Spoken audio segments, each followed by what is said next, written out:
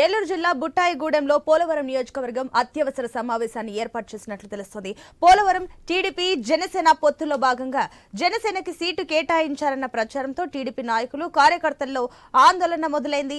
పోలవరం జనసేనకిస్తే కూడా పలు సీట్లు ఓడిపోతామని ఇన్ఛార్జ్ బొరగం శ్రీనివాస్ కు పోలవరం సీటు ఇవ్వాలని నాయకులు కార్యకర్తలు ఆందోళనకు దిగిన పరిస్థితి కనిపిస్తుంది. ఇక శ్రీనివాస్ కు సీటు ఇవ్వకపోవడంతో లేని తెలుగుదేశం పార్టీకి ఇక రాజీనామాలు చేస్తామని నాయకులు కార్యకర్తలు హెచ్చరించారు.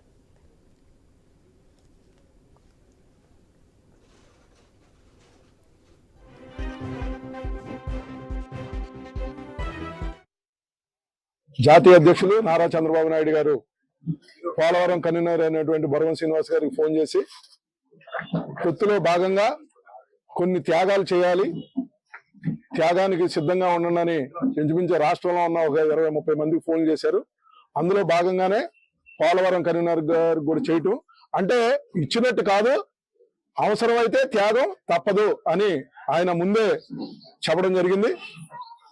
అది వినటం వల్ల ఇక్కడున్న పోలవరంలో 7 మండలాల నుంచి తెలుగుదేశం పార్టీ నాయకులు కార్యకర్తలు, అలాగే 7 మండలాలు పార్టీ ప్రెసిడెంట్లు, రాష్ట్ర నాయకులు, తాలూకా నాయకులు, గ్రామ కమిటీ అధ్యక్షులు, యూనిట్ క్లస్టర్ బూత్ ఇన్ఛార్జీలు కూడా రావడం జరిగింది.